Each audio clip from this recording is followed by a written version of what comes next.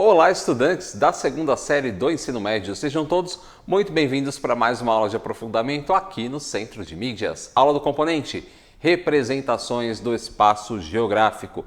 Hoje nós começamos a nossa atividade número 5, mas antes disso eu preciso deixar um recadinho para vocês. Nós temos hoje na Libras, a Natália, e o recadinho para vocês é o seguinte, que o Centro de Mídias agora tem um canal de educação antirracista no YouTube. Então, vocês podem clicar no link que a produção vai deixar aqui na tela. Clica lá no link e vocês vão encontrar um repositório cheio de aulas que abordam esse tema que é muito importante, não só para o Brasil, mas para o mundo inteiro, beleza? Que é a educação antirracista. E agora sim, voltando lá para a nossa telinha, nós estamos na nossa atividade número 5. A gente começa a nossa introdução, porém, ela vai ser um pouquinho diferente. Por quê? Por questões de tempo, nós não conseguiremos avançar muito na atividade 5. Ela é uma atividade menor, tudo bem, pessoal? Então hoje eu já passo as orientações para vocês dessa atividade e já passo também um exemplo de como é que vocês conseguem responder ela, beleza? E depois a gente já faz o nosso fechamento da atividade número 5 e já fechamos o nosso semestre, e a partir das próximas semanas vocês vão ter aí a semana C, a semana de recuperação intensiva, tudo bem? Então, bora lá para a nossa tela para nós vermos as nossas habilidades. Vamos lá! Estamos aqui no componente Representações do Espaço Geográfico, mas lembrando que eu não estou sozinho ao longo dessa jornada. Nós temos também os números por trás da informação, razão e sociedade, o conhecimento humano e sua aplicabilidade, e também, por fim, sociedade e conhecimento. E agora sim, as nossas habilidades. Essas habilidades nós estamos trabalhando ao longo do semestre, né, pessoal? A primeira delas é utilizar as linguagens cartográfica, gráfica, iconográfica, que está relacionada à parte de imagens, diferentes gêneros textuais e tecnologias digitais de informações. Para quê? Utilizar tudo isso de forma crítica, reflexiva, ética, para resolver problemas e exercer o protagonismo. A segunda habilidade é analisar a ocupação humana e a produção do espaço em diferentes tempos, aplicando os princípios de localização, distribuição, ordem, extensão, conexão, arranjos, casualidade, entre outros, que contribuem para o nosso raciocínio geográfico. Depois nós temos desenvolver projetos pessoais ou produtivos utilizando as ciências humanas e sociais aplicadas para formular propostas concretas articuladas com projetos de vida em âmbito local, nacional, regional ou global. E, por fim, temos selecionar e mobilizar intencionalmente recursos das ciências humanas e sociais aplicadas para resolver problemas de diversos âmbitos, tá? Desde problemas ambientais, socioculturais, enfim. Tudo isso respeitando as diferenças, escutando, tendo empatia e responsabilidade socioambiental. E os nossos objetos de conhecimento são os conteúdos que nós estamos trabalhando ao longo da jornada, e nós já vamos para o último deles, tá, pessoal? Que é o que vamos aprender nesse componente? O sensoriamento remoto. Então, objetivo da aula. Na aula de hoje vamos aprender sobre a importância do sensoriamento remoto na cartografia. Depois receberemos as orientações da atividade número 5. Bons estudos para a gente. Então, hoje nós começamos a falar sobre um dos temas muito importantes da cartografia, que é o sensoriamento remoto. Nós já falamos um pouquinho a respeito dele, tudo bem? Que está relacionado aos satélites que tiram as fotografias, né, da Terra, fazem aquelas fotografias, né, dos terrenos, da topografia dos terrenos, enfim. Nós já falamos anteriormente alguns tópicos, mas agora a gente vai se aprofundar um pouquinho sobre a importância do sensoriamento remoto, beleza? Então, bora lá mais uma vez para a nossa tela. Atividade 5. O que é o sensoriamento remoto? As principais técnicas de sensoriamento remoto e, por fim, a cartografia social. Como é que a gente pode utilizar o sensoriamento remoto, né, para benefício da sociedade? Vamos lá, então. O que é o sensoriamento remoto? O sensoriamento remoto ou detecção remota é o conjunto de técnicas que possibilitam a obtenção de informações sobre alvos na superfície terrestre, objetos, áreas, fenômenos, pelo registro da interação da radiação eletromagnética com a superfície, como se fosse um sistema de radar, realizado por sensores distantes ou remotos. Geralmente, esses sensores estão presentes em plataformas orbitais ou satélites, aviões e no nível de campo. A NASA é uma das maiores captadoras de imagens recebidas por seus satélites. No Brasil, o principal órgão que atua nessa área é o Instituto Nacional de Pesquisas Espaciais, que é o famoso INPE, tá, pessoal? E o sensoriamento remoto é o emprego das imagens da superfície da Terra para a realização de estudos. Ele refere-se à obtenção de informações sem o contato direto entre o pesquisador ou o equipamento e o objeto de estudo. Inicialmente, essas técnicas eram utilizadas por meio de fotografias aéreas, que nós falamos anteriormente, né, nas atividades anteriores, já no século XIX, sendo atualmente instrumentalizada preferencialmente por satélites e aviões. Então, quando a gente fala, pessoal, a respeito do sensoriamento remoto, a gente está falando principalmente das imagens de satélite que registram aí, né, por exemplo, fenômenos naturais, fenômenos climáticos, as queimadas da Amazônia, por exemplo, tudo isso é realizado por satélites, beleza? E tudo isso faz parte do sensoriamento remoto. Mas, para a gente falar do sensoriamento remoto, a gente precisa voltar no tempo e falar das fotografias aéreas. Então, bora lá para a nossa telinha.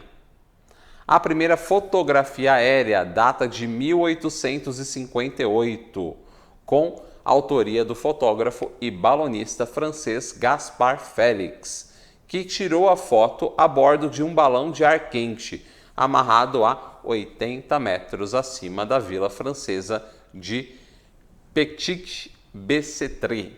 Tá? Eu nem sei se a pronúncia é essa mesma, tá, pessoal? Mas ele tirou uma fotografia aérea de um balão, né, a 80 metros aí de altura, e tirou essa fotografia e ela se torna aí a primeira fotografia aérea, tá?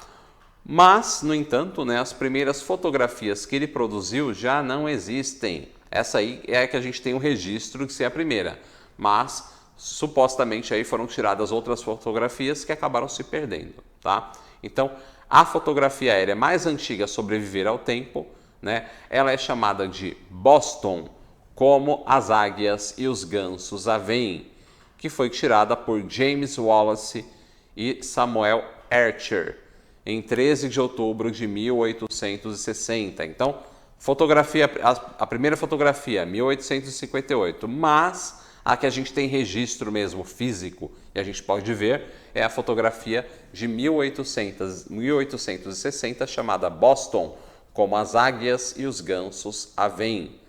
Ela foi retratada, né? Ela retrata aí a cidade de Boston a uma altura de 630 metros. Vamos dar uma olhadinha nessa primeira fotografia assim registrada mesmo, né, que a gente tem acesso. Então, essa é a fotografia intitulada Boston, como as águias e os gansos a veem. Olha só que legal, né? Uma fotografia de 1860.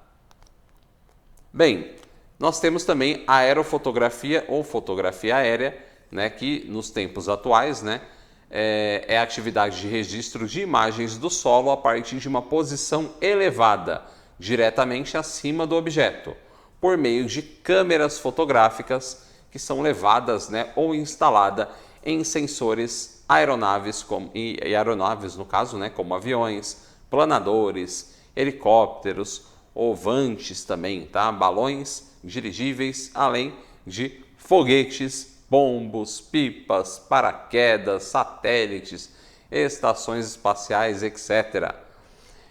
As fotografias aéreas são de grande importância nas áreas da cartografia, nos estudos hidrológicos, agricultura, monitoramento ambiental e operações militares também. A atividade pode ser profissional, né, registrada bonitinha ali, com equipamento, né, profissional ou amador, né, no caso. E se você for uma pessoa amadora, né, você vai utilizar aí equipamentos, né, mais simples, e essas câmeras são levadas aí por passageiros ou tripulantes em aeronaves ou vantes civis. A gente falou sobre os vantes, tá, pessoal? Que são os veículos aéreos não tripulados, que tem uma imagem agora na nossa tela. Olha só que interessante. Os vantes são esses veículos aéreos não tripulados. Tem aí o formato de um aviãozinho, só que eles são bem menores, tá, pessoal?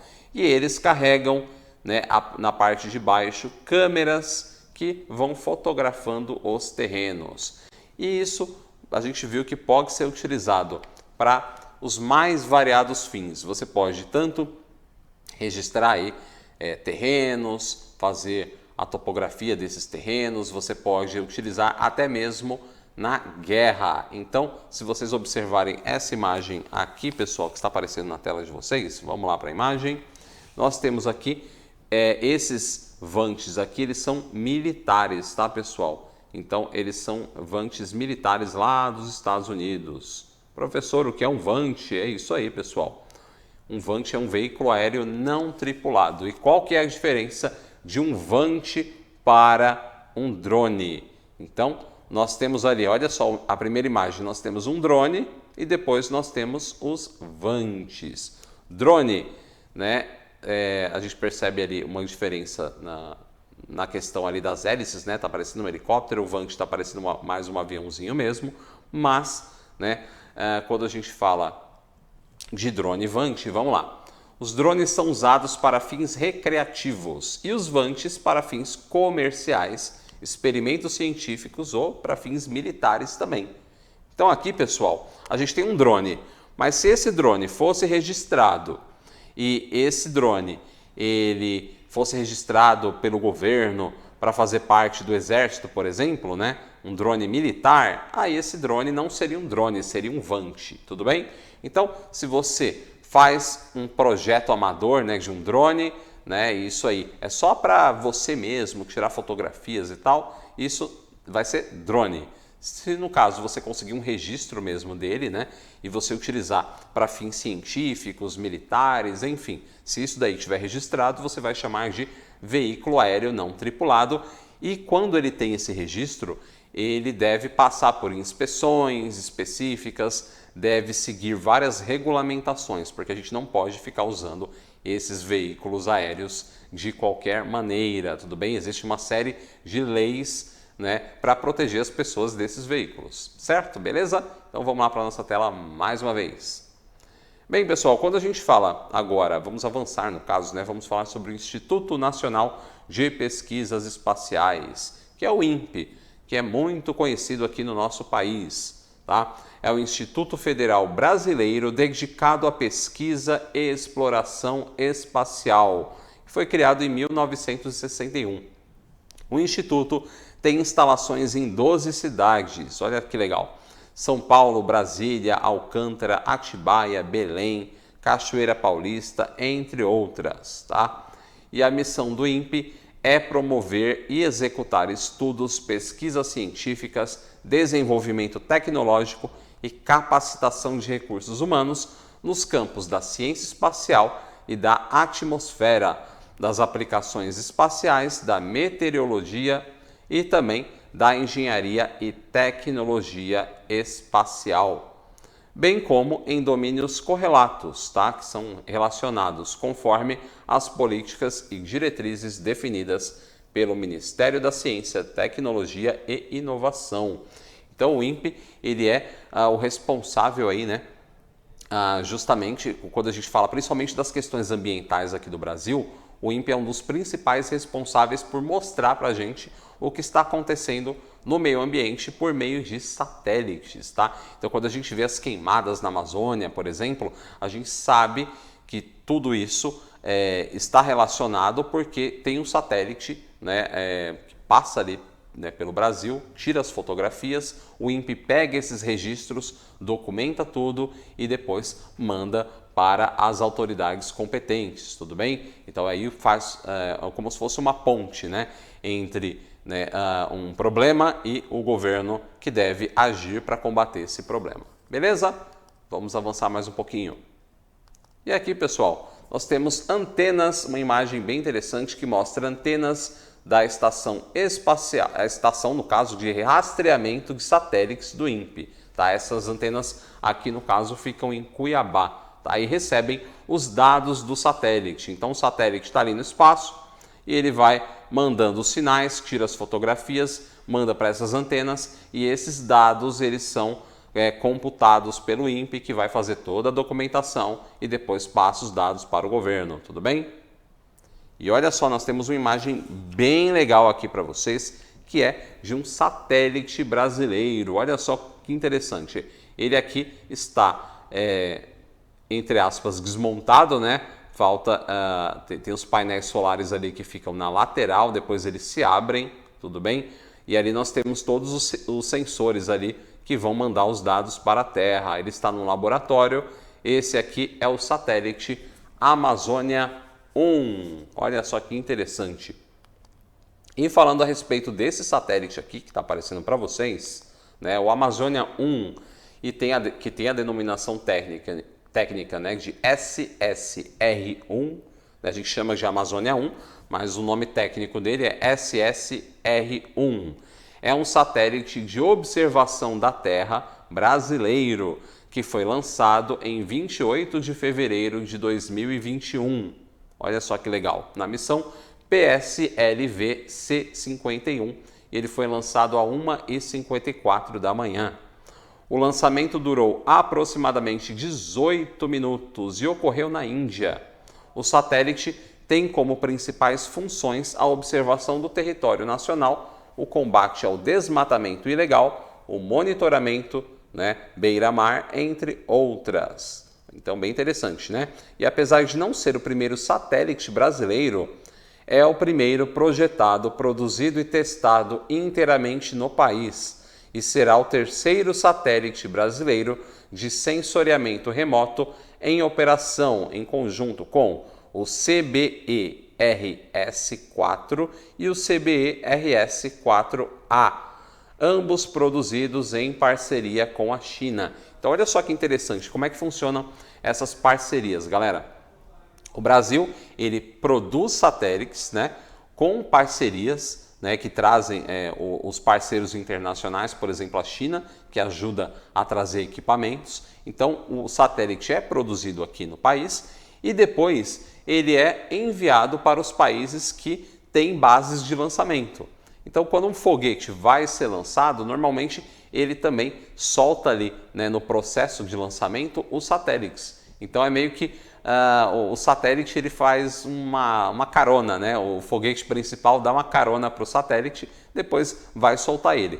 Então, tudo isso é feito por meio de parcerias internacionais. Então, o Brasil produz, depois ele manda os satélites, no caso, para bases espaciais, né, no caso, que vão fazer esse lançamento. Então, tudo isso é uma grande parceria internacional e é muito importante aí para o monitoramento, principalmente, né, da questão ambiental. Bora lá para a nossa tela mais uma vez.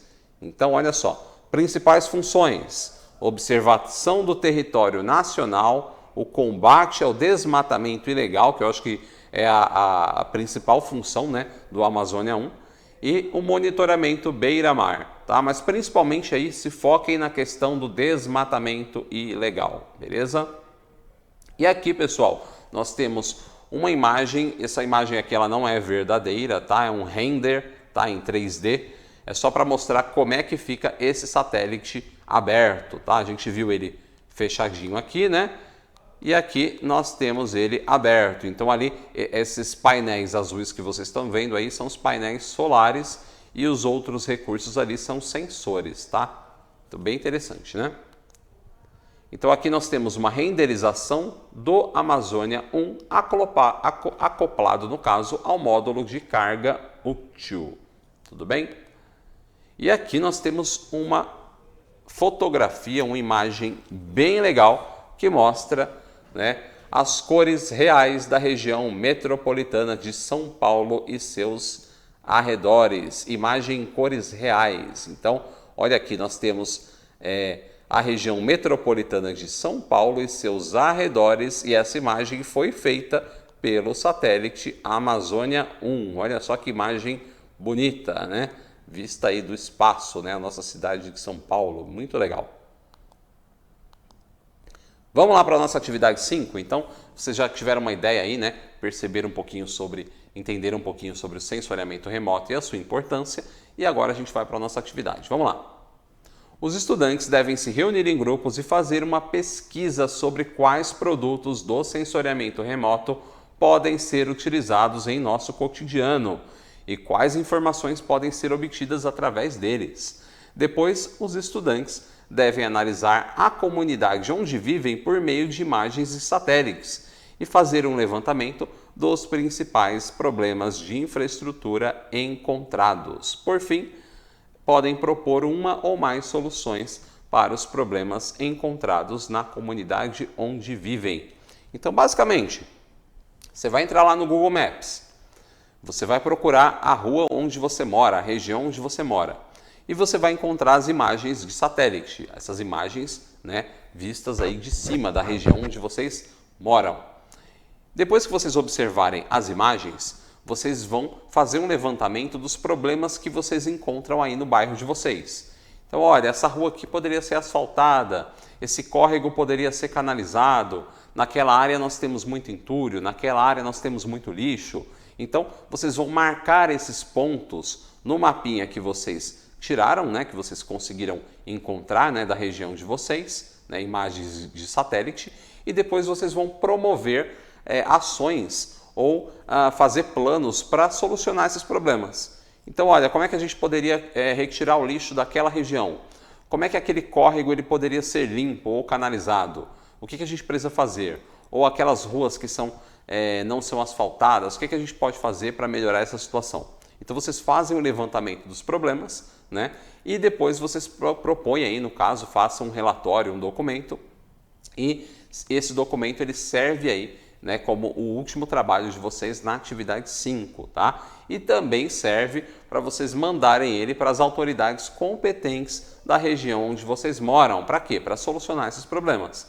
Então, nós, estudantes da escola tal, fizemos um levantamento, encontramos esses documentos, esses problemas, nós documentamos esses problemas. Aqui nós temos as fotografias também em satélite e vocês podem encaminhar aí para as prefeituras, por exemplo. Tudo bem? Bem legal, né? Então agora eu vou dar um exemplo aqui para vocês dessa atividade. Vamos lá. Só que eu não vou procurar aí uma região, né? No caso, por exemplo, a região onde eu moro. Eu vou fazer uma versão diferente.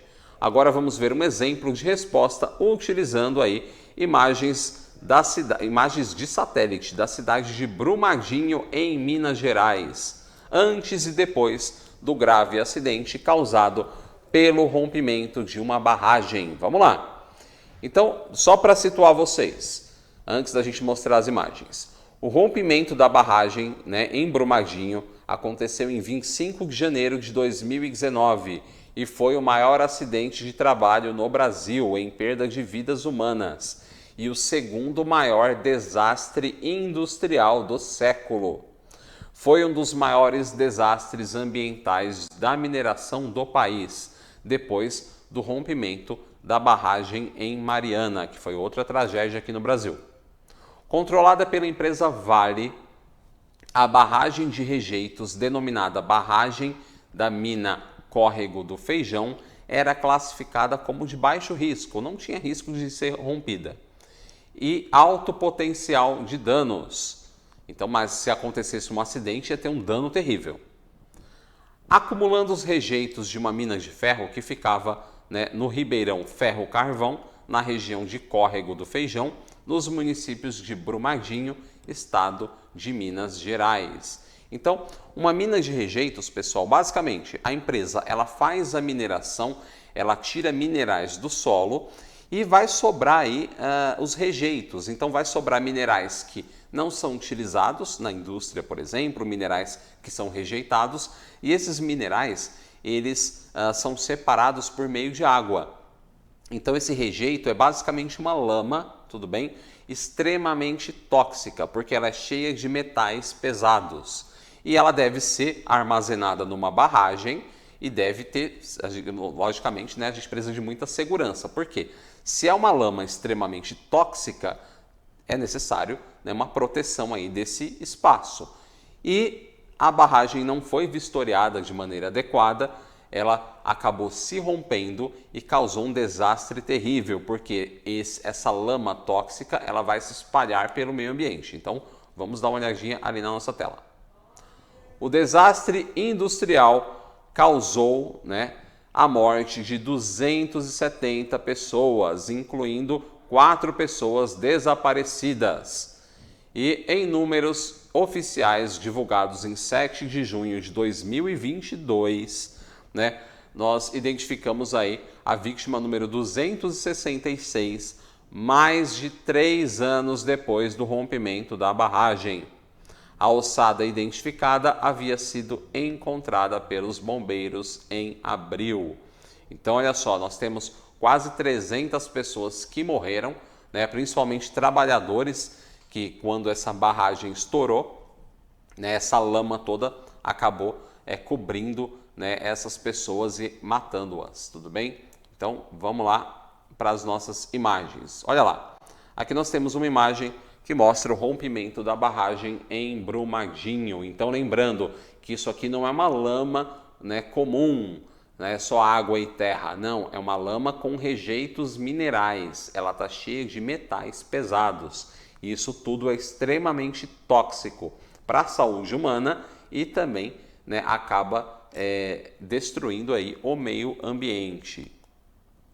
E aqui, pessoal, nós temos um GIF que mostra também imagens de satélite. Então, nós estamos utilizando aqui o sensoriamento remoto e estamos vendo aqui, né, ali vocês conseguem perceber o antes e o depois, né? Então, nós temos o antes, a região ali, né, da barragem, e depois, quando a barragem estoura, nós temos toda essa lama tóxica que vai se espalhando e vai descendo ali para as cidades. Tudo bem, pessoal? Olha só que terrível.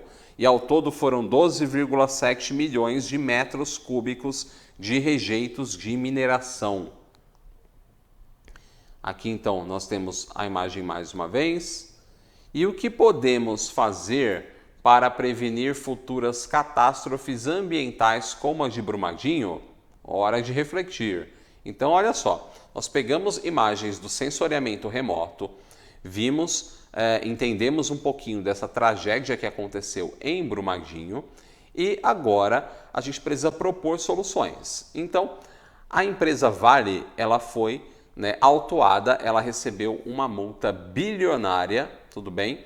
E agora ela precisa pagar indenizações para as vítimas dessa tragédia. Mas não é só pagar a indenização para as vítimas, é fazer o quê? É também prevenir que outras catástrofes como essas aconteçam. Porque se eles têm outras barragens, a gente precisa que a empresa ela vistorie essas barragens. E como o dano ambiental foi terrível, foi uma desgraça total, então agora eles precisam também pagar, né, para tentar aí minimizar o dano que eles causaram, tudo bem? Então é prevenir novos danos e minimizar aí, né, o que já aconteceu e que não dá para a gente voltar no tempo, né, e refazer. Então o solo já está contaminado, pessoas foram contaminadas, né, até pessoas que sobreviveram à tragédia acabaram entrando em contato com essa lama tóxica. E aí, como é que fica?